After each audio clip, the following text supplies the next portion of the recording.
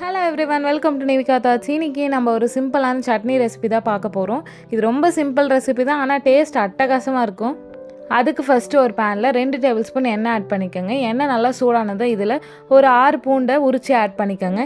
இந்த சட்னியில் பூண்டு உரிக்கிறது மட்டும்தான் பெரிய ப்ராசஸ். நீங்கள் ஃப்ரீயாக இருக்கும்போது உரித்து வச்சுட்டிங்கன்னா இதை செய்கிறது ரொம்ப ஈஸி. பூண்டை நல்லா வதக்கிட்டு இதில் ஒரு சின்ன லெமன் சைஸ் புளியை சேர்த்து வதக்கிக்கோங்க.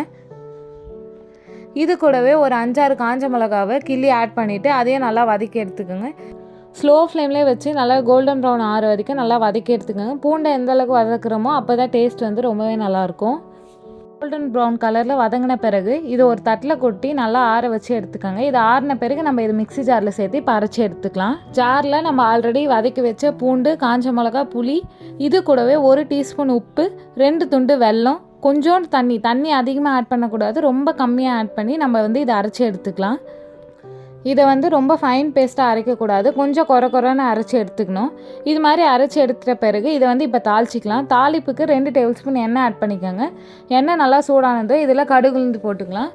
உளுந்து பொரிஞ்ச பிறகு இதில் ஒரு கொத்து கருவேப்பிலை ஆட் பண்ணிக்கோங்க. கருவேப்பிலையும் நல்லா பொரிஞ்ச பிறகு இதில் நம்ம ஆல்ரெடி அரைச்சி வச்சுருக்க பேஸ்ட் ஆட் பண்ணிவிட்டு ஸ்லோ ஃப்ளேமில் வச்சு நம்ம நல்லா மிக்ஸ் பண்ணிகிட்டே இருக்கணும். எண்ணெய் நல்லா பிரிஞ்சு வர வரைக்கும் நம்ம இதை மிக்ஸ் பண்ணிகிட்டே இருந்தால் தான் டேஸ்ட் ரொம்ப நல்லாயிருக்கும். இது மாதிரி எண்ணெய் பிரிஞ்சு வந்துட்டால் நம்மளோட பூண்டு சட்னி ரெடி. இது இட்லி தோசைக்கெலாம் அட்டகாசமாக இருக்கும். நீங்கள் கண்டிப்பாக ஒன்ஸ் ட்ரை பண்ணி பாருங்கள். அதே மாதிரி இதோட மெஷர்மெண்ட்ஸ்லாம் நம்ம கரெக்டாக போட்டால் தான் டேஸ்ட் வந்து ரொம்ப நல்லாயிருக்கும். இதோட மெஷர்மெண்ட்லாம் டிஸ்கிரிப்ஷனில் இருக்குது, தேவைப்பட்டால் கண்டிப்பாக செக் பண்ணி பாருங்கள்.